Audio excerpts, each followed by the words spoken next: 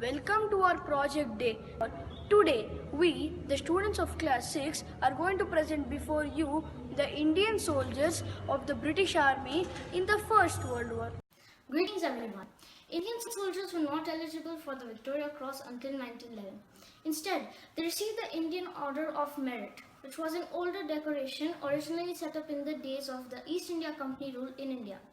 The honor of being the first Indian recipient of the Victoria Cross in any conflict went to Khadadat Khan, the 129th Duke of Connaught's own Baluchis. When on 31st October 1914 at Holwick, Belgium, the British officer in charge of the detachment being wounded and the other gun being put out of action by a shell, Sepoy Khadadat, though himself wounded, remained working his gun until all the other 5 members of the gun detachment had been killed. The other members of the Indian Army awarded the Victoria Cross in World War I were Daran Singh Negi, Mir Dast, Lala Ram, Shahmad Khan, Gabbar Singh Negi, Badlu Singh, Chatta Singh and Gobind Singh. Now, a small effort to show tribute to these unsung heroes.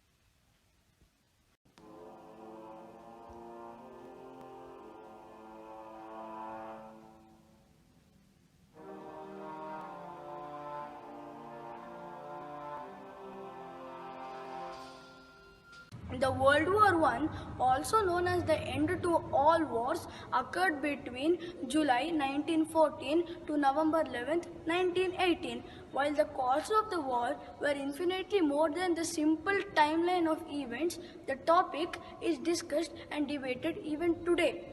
We tried to list out the most frequently cited reasons for the war. Now, first of all, let's see what are mutual defense alliances.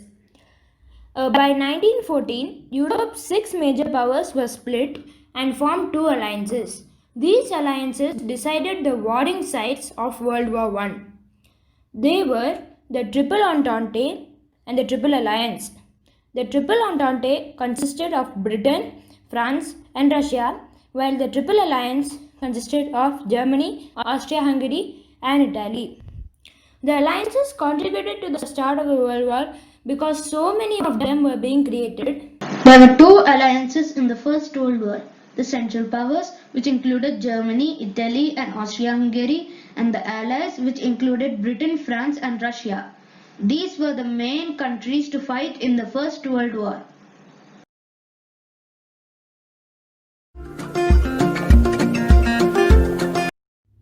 Now, let us move on to imperialism. Imperialism is basically a way of governing in which large or powerful countries seek to extend their authority. The imperialist countries that acquired the largest empires were the United Kingdom, France, Germany, and Japan. Imperialism was a major cause for World War I as imperial rivalry and competition for new territories and possessions fueled tension between European nations, and thus this became a factor for the outbreak of the war. In the right, you can see the Kohinoor diamond. The Kohinoor diamond is a symbol of imperialism as when India was under the British colonial power, the British took away the gem of India. Militarism can be defined as a concept where military personnel and ideas are incorporated into a civilian government. It is also the belief that military power is integral to the national strength. Militarism was an important force in several European nations before World War I. Military leaders had influence over civil government and placed their interests and priorities first. Generals and admirals even acted as ministers and advisors. Another important cause of World War I is nationalism. Nationalism was very common in the early 20th century Europe and is considered as a significant cause of World War I. The assassination of Archduke Franz Ferdinand was an immediate cause that started the World War I. The events triggered World War I. In 1940, Franz Ferdinand and wife Sophie visited the capital of Bosnia, Sarajevo. He had been informed of terrorist activity conducted by the nationalist organization the Black Hand. A 19-year-old Bosnian Serb, Gavrilo Princip, fired the shots that killed Archduke Franz Ferdinand and his wife.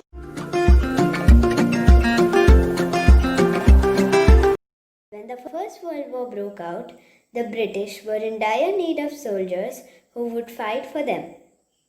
They offered the Indians a regular monthly pay, a uniform, and 3 meals a day. At a time of scarcity, it was enough to attract the illiterate peasants and tribals to join the British Army.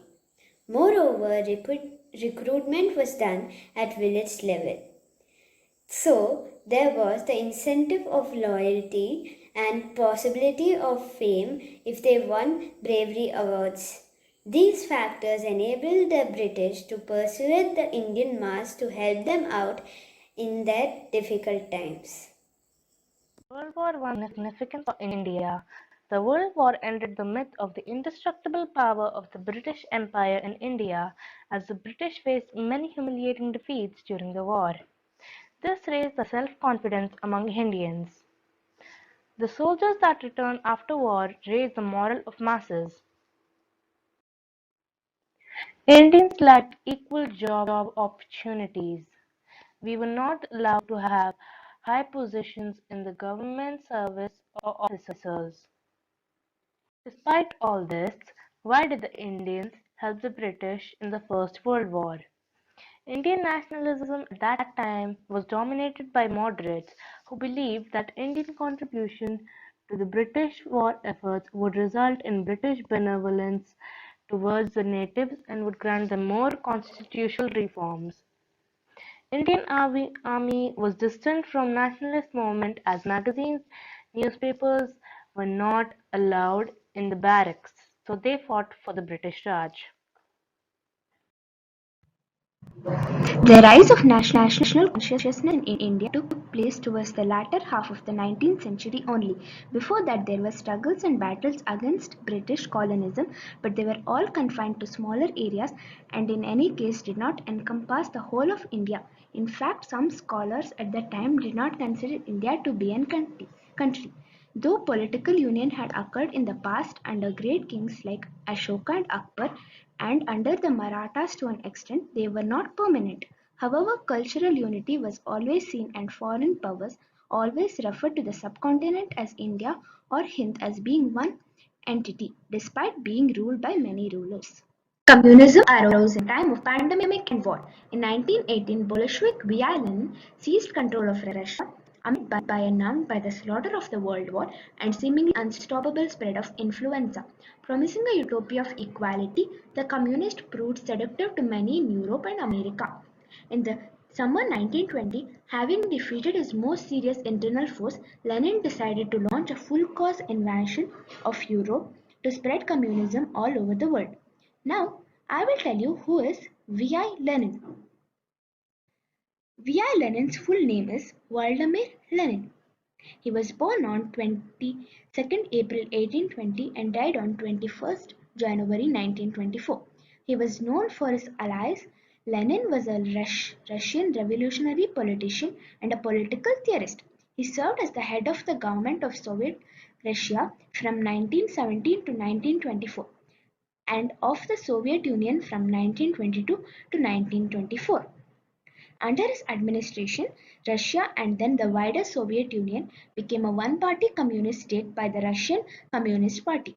Ideologically a communist, he developed a variant of Marxism known as Leninism.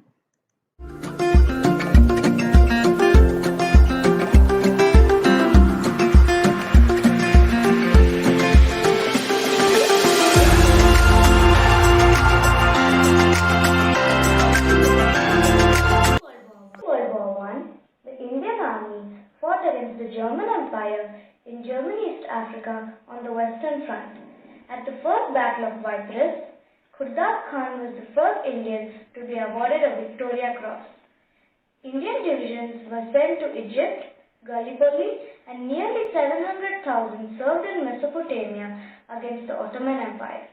While some divisions were sent overseas, others remained in India, guarding the northwest frontier on internal security and training duties.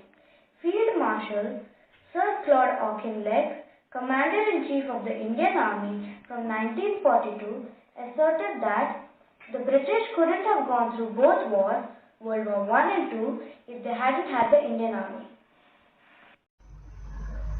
Indian Army's entry into the war. In 1901, oil had been discovered in commercial quantities at Masjid-e-Sulaiman at the head of the Persian Gulf.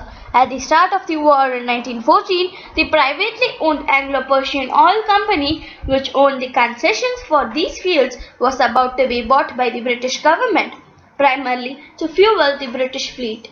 It soon became clear that the Ottoman Turkish army was being mobilized, and in August, the Indian government was instructed to prepare contingency plans to protect these strategic assets. The plans dictated that in the event of the Turkish army coming out in support of the Germans, the Indian army was to act to secure the oil fields. As a contingency, the Indian Expeditionary Force D, under command of General Sir Arthur Barrett, sailed from Bombay on 16 October 1914 for Bahrain. Today I am going to talk about mobilization to the Ottoman Turkish Army and Expeditionary Force A and D. General mobilization was issued on August 2, 1914. There were a total of 200,000 men and 8,000 officers. August 3 was to be counted as day 1 of the Turkish mobilization. Classes of soldiers were called to duty as reserves and as home guards. The Indian government offered two expeditionary forces A and D. Force A was attached to the British Expeditionary Force and was under the control of Sir James Wilcox. The largest force D was under the command of General Sir John Nixon. The campaign was delivered at a setback of the Battle Ctesiphon in 1915. Almost 11,000 people were killed during the whole campaign.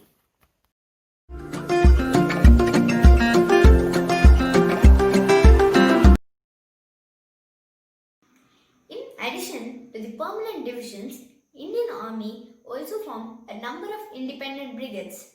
As part of the Southern Army, the Aden Brigade was stationed in the Aden Protectorate on the strategically important naval route from Europe to India, where there was limited fighting. The Bannu Brigade, the Darajat Brigade, and the Kohal Brigade were all part of the Northern Army. They deployed along the northwest frontier. On 12 May 1918, the Banu and the Darajat brigades were designated as the Waziristan Field Force under the Commander General G.W. Bynum.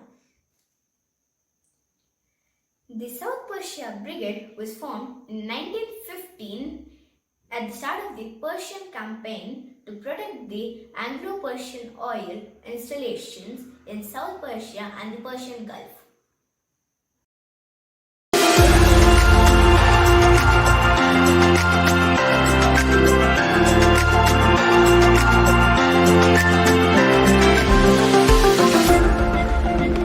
Aden, the present-day Yemen, was a colony under the British rule. A brigade was formed by British India after 1903 and was sent to Aden, and thus got the name Aden's Brigade. Aden is strategically located in the Gulf Coast, and because of its oil-rich resources, it became a naval refueling station during the World War I. The brigade was sent to safeguard Aden as it was prone to attacks by the opponents of British. India always wanted peace and never directly participated in any world war. But since India was under the British rule, the Aden's Brigade consisted the soldiers from Indian and the British origin.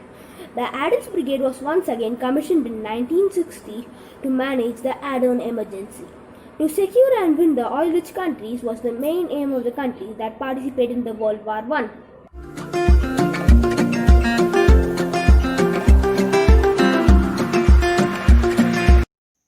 The Banu Brigade was formed after 1903 of the British Indian Army. The Commander-in-Chief of the army was Herbert Kettner. It was a part of the Northern Army. It deployed along the northwest frontier. It fought in the World War I. They took part in operations in Tochi from 28 November 1914 to 27 March 1915. Twice they defeated tribesmen from Costa near Mirasha, once on 28 November 1914 and another on 25th to 26th March 1915.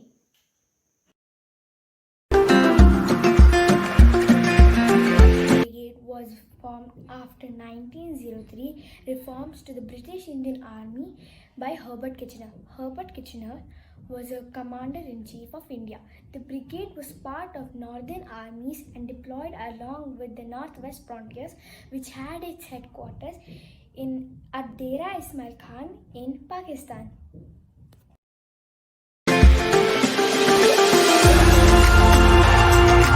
Kohat Brigade now is located in 101 Infantry Brigade, Silkot, Pakistan.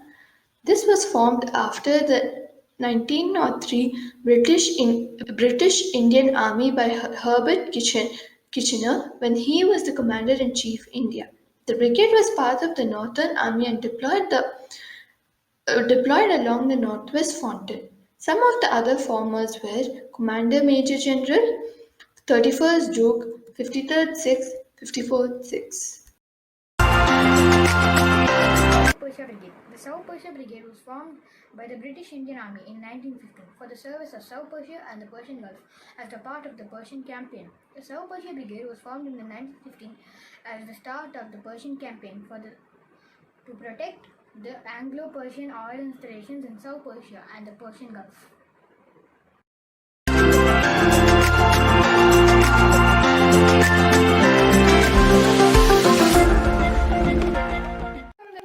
Independent brigades, the Indian Army had formed 7 expeditionary forces overseas during the World War I. The Indian Expeditionary Force A was sent to the Western Front.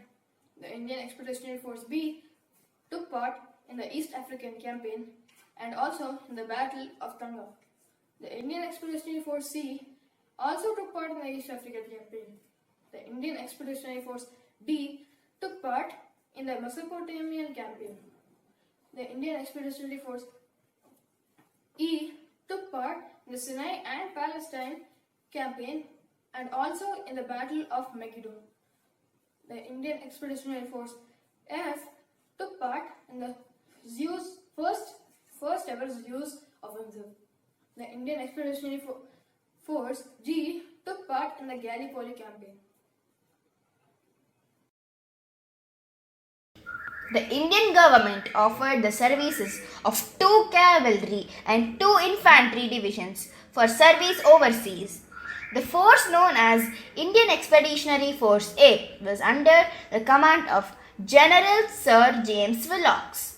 Only 6 weeks after the declaration of war, they were moved to Ypres salient, part of Belgium, and took part in the Battle of La Bassée, part of France, in October 1914. In this war, the soldiers were given war equipments with no previous training. Furthermore, the weather was not suitable for them, so many were put to death out of indiscretion of the British generals. The rest were withdrawn. Before being themselves withdrawn to Egypt in March 1918, they took part in the Battle of Somme and Battle of Byzantine. Almost 9,000 died out of the Indians who served the France and Belgium. Indian Expeditionary Force B was formed to deal with German forces in German East Africa. This was done by the India Office in response to a request from the Governor of British East Africa. 2 forces consisting of the 27th Bangalore Brigade from the 9th Secunderabad Division and an Imperial Service Infantry Brigade. A mountain artillery battery and engineers were sent to Tanganyika with the task of invading German East Africa. The force landed at Tanga on 2nd November 1914 under the General Atkins. In the following Battle of Tanga, the 9,000 men were badly beaten by the 1,000 German soldiers. The force re-embarked on 5th November 1914, having suffered several casualties and the loss of arms and ammunition. Indian Expeditionary Force C was the second force assembled for service in British East Africa in 1914. This force was formed from the Indian Army's 29 Punjabis, also together with half battalions from some princely states. One action they were involved in was the Battle of Kilimanjaro in October 1914. In this, Force C, with 4,000 men, gathered near the border of British and German East Africa, commanded by Brigadier General J. M. Stewart. In World War I, the Indian Army fought against the German Empire in German East Africa and on the Western Front. Indian divisions were also sent to Egypt, Gallipoli, and nearly 700,000 served in Mesopotamia against the Ottoman Empire. While some divisions were sent overseas, others had to remain in India, guarding the northwest frontier. The largest Indian army force to serve abroad was the Indian Expeditionary Force D in Mesopotamia under the command of General Sir John Nixon. The first unit sent in November 1914 was the 6th Poona Division. They were tasked with guarding British oil installations in and around Basra. After a string of early successes, the campaign was delivered a setback at the Battle of Ctesiphon in November 15 due to logistical constraints. Following this, the Poona division withdrew back to Kut, where Townshend made the decision to hold the city and the siege of Kut began. The Mesopotamian campaign was largely an Indian army campaign. In this campaign, 11,000 were killed, 3,985 died of wounds, 12,678 died of disease, 13,492 either missing or prisoners. Today, I am going to explain about Indian Expeditionary Force E. The Indian Expeditionary Force E consists of the 22nd Brigade sent to Egypt that served as a part of Egyptian Expeditionary Force in Palestine in World War I. The 3rd Division was an infantry division of the British Army first organized in 1852. 2 Indian Cavalry Divisions, 4th Cavalry Division and 5th Cavalry Division, transferred from France in 1918 for service in Palestine. The 3rd Division and the 7th Division were transferred from Mesopotamia. Indian Expeditionary Force F. The Indian Expeditionary Force F is consisted of the 10th Indian Division and 11th Indian Division, which was formed on 24th December 1915. 10th Division was consisted of 28th Brigade, 29th Brigade and 38th Brigade, which was formed in 1914 and was posted to Egypt. 11th Division was consisted of 22nd Brigade, also known as Lucknow Brigade, and 32nd Brigade was also known as Imperial Service Brigade, which was formed in October 1914 and posted to Egypt.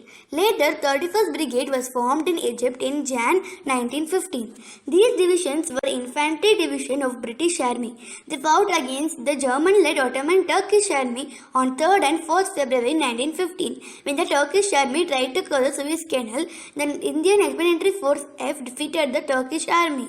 Later, 10th and 11th Division was disbanded and brigades were broken up and sent to other war fronts. The Indian Expeditionary Force G, the 29th Brigade, was next involved in the Battle of Gully Raven. Here, the 210th Gurkha Rifles managed to advance half a mile. The brigade next took part in the Battle of Sari Bair under the cover of naval bombardment. The Gurkha Rifles assaulted and captured the hill, which was then shelled by the Royal Navy, with the Germans' casualties mounting enormously, and under the command of the battalion medical officer, they were forced to withdraw their troops.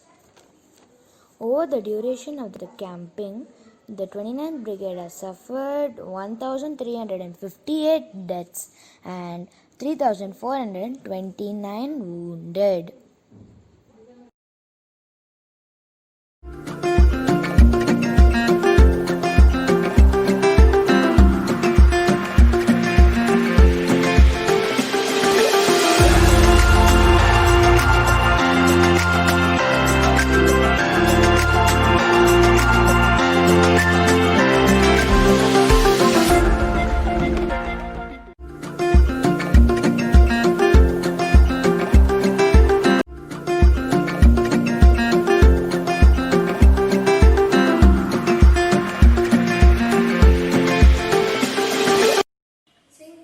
Was a German-controlled port in China.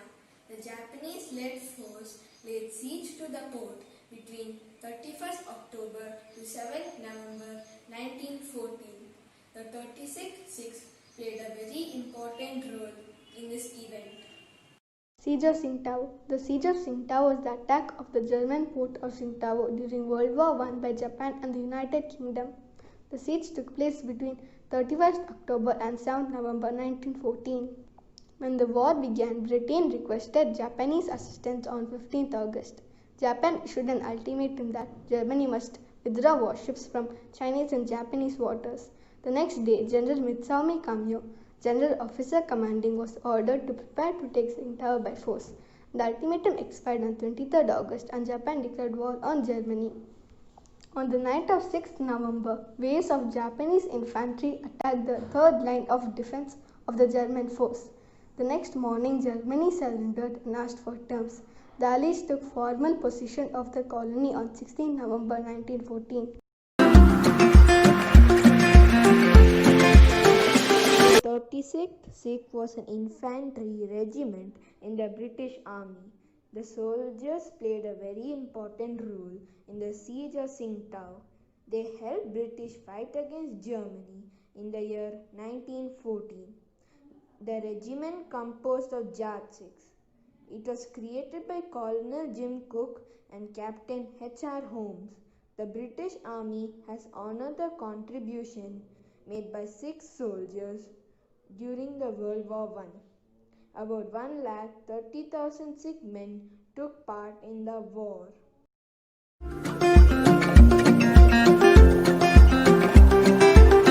The 1915 Singapore Mutiny was a mutiny involving 850 Indian soldiers fighting against the British in Singapore during the First World War, linked with the 1915 Gaza conspiracy.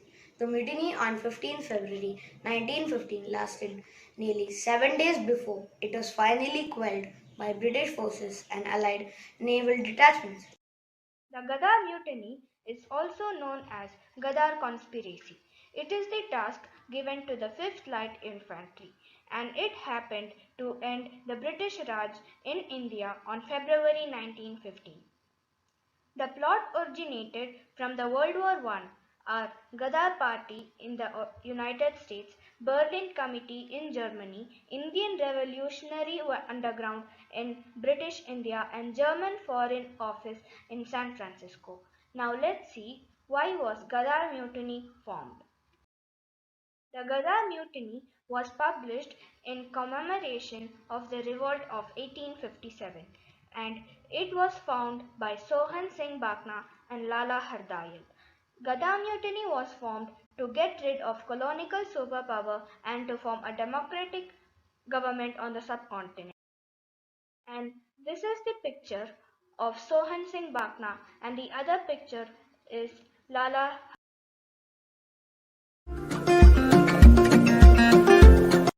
The 5th Light Infantry was a long established regiment in the Indian Army dating from 1803 and had a good military record. It was initially known as the 2nd Battalion. The 21st Bengal Native Infantry was redesignated as the 42nd Bengal Native Infantry in 1843. After the Indian Mutiny, also known as the Indian Rebellion of 1857, the surviving Bengal Regiment renumbered themselves with in 1861. Consequently, the 42nd became the 5th Bengal Native Infantry.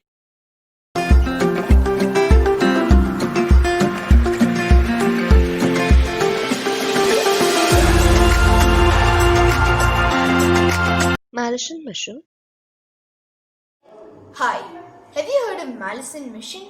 This was a military action by a small autonomous force of British troops led by General Wilfred Mallison and happened between the year 1918 and 1919.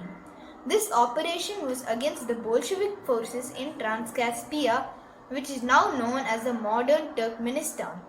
This event came to light through the letters and memoirs of Captain Gerald Deloth. I am going to talk about the Ashgabat Committee.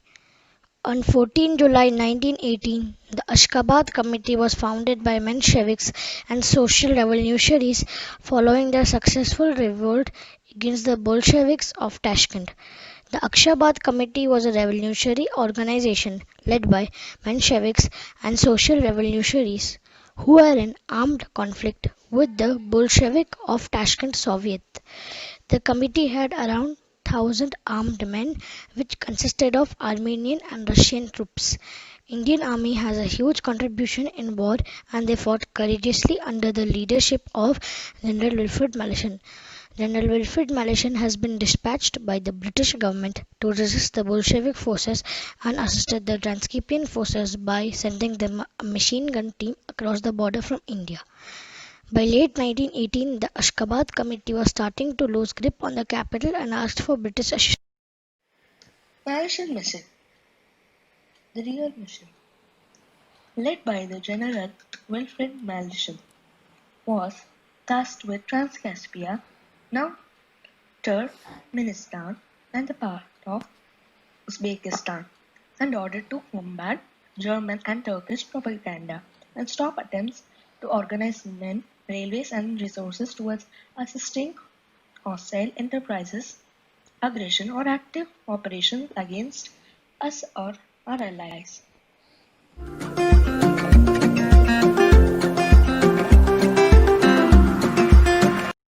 Now, let us all turn our attention towards an interview with Mr. Harpreet Singh, who is a researcher on world wars.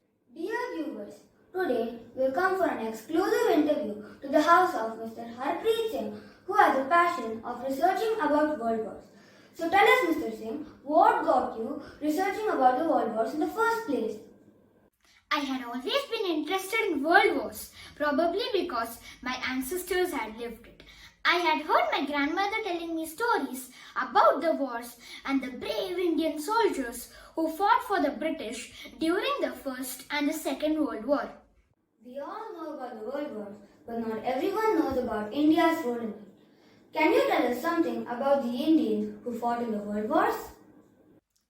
Of course, over 1 million people from the Indian subcontinent volunteered to serve for the British Empire during the First World War. How did the British present the idea of joining the war efforts to them? The British offered the Indians a regular pay of rupees 11 a month, a uniform and 3 meals a day. At a time of scarcity, this was enough to attract the illiterate peasants and the tribals. Moreover, recruitment was done at village level, an incentive of loyalty to the village, and also there was possibility of fame if they had won bravery awards. Did any Indian win any bravery awards? Yes, many Indians won the prestigious Victoria Cross. There are some extraordinary stories of these Indian soldiers.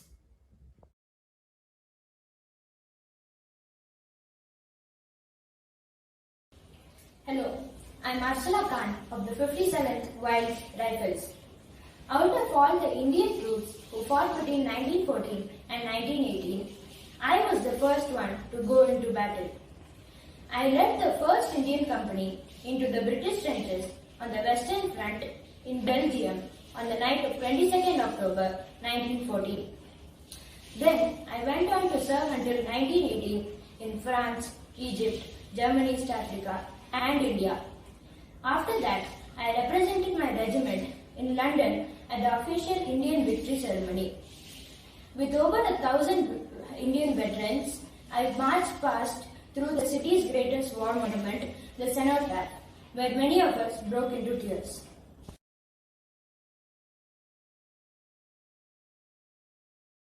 I'm Captain Amar Singh. I have penned down all my war experiences in what is considered to be the world's longest diary. Spanning 89 volumes from the 1890s to the 1940s, my diary covers my experience of the war from India to the Western Front and Britain and on to the Iraq front, with my troop ships dodging the German U-boats in the Mediterranean along the way.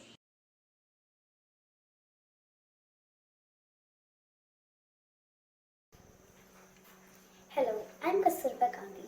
You must have heard of my name because I am the wife of Mahatma Gandhi. I was with my husband in England when World War I broke out. Together, we volunteered as auxiliary hospital workers among the Allied troops of Western Europe. In 1914 to 15, I worked in Indian Army hospitals set up for some 16,000 Indian soldiers who had been wounded in France and Belgium.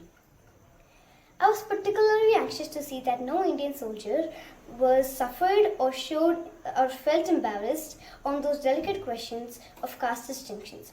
I took upon myself to take care of feeding these seriously ill orthodox patients and often used to clean their utensils if they objected to being fed by non-Hindus.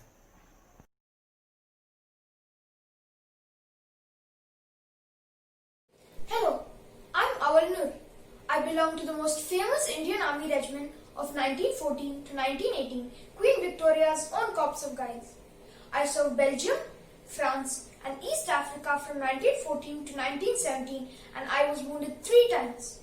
But my most extraordinary exploit was on His Majesty's Secret Service. I was one of the 16 Indian soldiers specially chosen to join British officers on a secret Indian Army mission into Soviet Central Asia in early 1918. On the direct orders of London, the mission's goal was to stop Soviet resources in Central Asia from reaching the Germans by railway and the Caspian Sea. My adventures as a secret agent took me across the Himalayas on a yak before I worked tirelessly with other officers to frustrate enemy's plan and escape capture.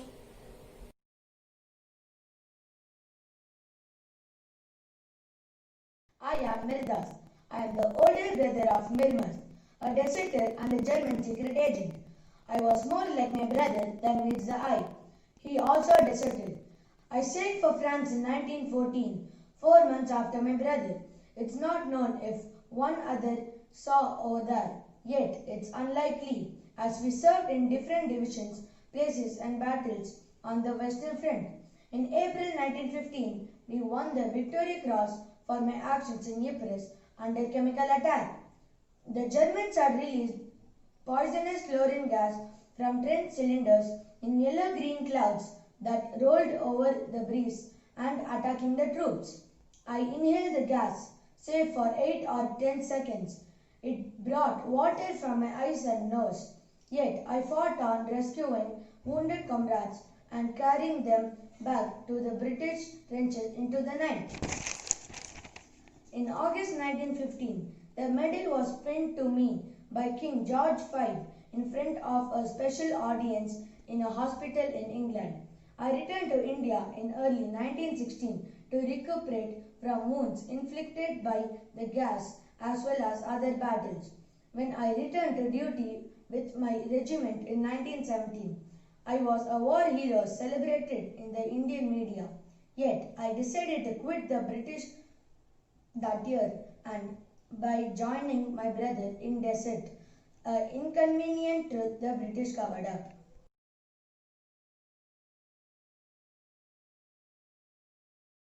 Hello, I am Pratap Singh, an aristocratic officer of the Jodhpur Lancers. I was 73 years old when I went to war in 1914, becoming the oldest soldier in the British trenches on the Western Front. But I was still young at heart. I was an indefatigable socialite. I would take leave of my regiment in France to dine with the powerful and famous. The list included the French President Raymond Poincaré, the French Army's Commander-in-Chief Joseph Joffre, King Albert I of Belgium, and the British royal family. My two teenage sons, Hanat and Sagar, joined me in the trenches, also as officers of the Jodhpur Lancers. I took them with me when the Lancers moved to the Middle East in 1918, and we served together in Egypt, Jordan and Palestine. My performance was astounding in September 1918 in Palestine at the Battle of Megiddo, the Indian Army's crowning battlefield achievement against the Turks to confirm the Ottoman Empire's downfall. Despite being 74 years old, I stayed in the saddle for 24 hours among charging horsemen on the offensive, but this took a toll on me and I had to retire sick. But within weeks, I was back on my feet, pleading to represent India at the Paris Peace Conference. I had written to King George V to make my case, but the British, however, did not grant me my wish. How did the colonial relationship manifest itself inside the army as a whole? Were these soldiers able to rise up the ranks of the military? In the First World War, Indians were not allowed to be officers. The other discriminative rule was white English nurses could not treat injured Indian soldiers. This led to a lot of discontentment, and soldiers felt they were good enough to fight but not as good enough to be nursed. English women were not allowed to visit injured Indian soldiers. It is sad that we don't really talk about the Indians who fought in the war. They seem to be forgotten despite their contributions. Yes, it is sad, but we have the power to do something about it. The world should know more about the contributions of the brave Indians. There are many untold stories, but we should uncover them and bring them to limelight.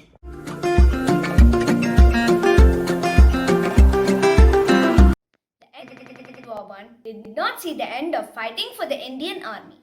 They were involved in the Third Afghan War in 1919, and then the Waziristan campaign in 1919 to 1920, and again in 1920 to 1924. Operations against the Afridis in 1930 to 1931, the Mohammeds in 1933, and again in 1935. Finally, just before the outbreak of the World War II, operations in Waziristan again in 1936 to 1939. The India Gate, built in New Delhi in 1931, commemorates the Indian soldiers who lost their lives fighting in the World War I. Political impacts on India. In India, the return of Punjabi soldiers after the end of the war also aroused political activity against colonial rule in that province, which became the spark for further wider protests. Punjab, which supplied a large proportion of the troops, turned into an epicenter of nationalism after the war. There was a surge of nationalism and rise of mass civil disobedience. When the Montagu Henceforth, reforms failed to deliver on the expectation of Home Rule that had led to popular support for the British war effort. As the war dragged on, casualties mounted and recruitment methods grew more coercive. Resentment grew to fuel nationalism. Social impact on India. Between 1911 and 1921, literacy rates increased significantly in heavily recruited communities. This effect is strongest for men of military age, which is consistent with the notion that soldiers learn to write, read, and write in their foreign campaigns. Respect for communities who participated in the war grew in the society. The huge number of non combatants were also recruited from India, such as nurses and doctors, etc., leaving Indian society deprived of essential services in situation where such skills were already scarce in India. Thank you. Domestic manufacturing sectors such as cotton benefited from the decline in British goods that had dominated the pre-war market. However, the disruption in shipping lanes because of the war also meant that Indian industry faced inconvenience because of the shortage of inputs that were earlier imported from Britain and Germany. There was excess demand as well as supply bottlenecks.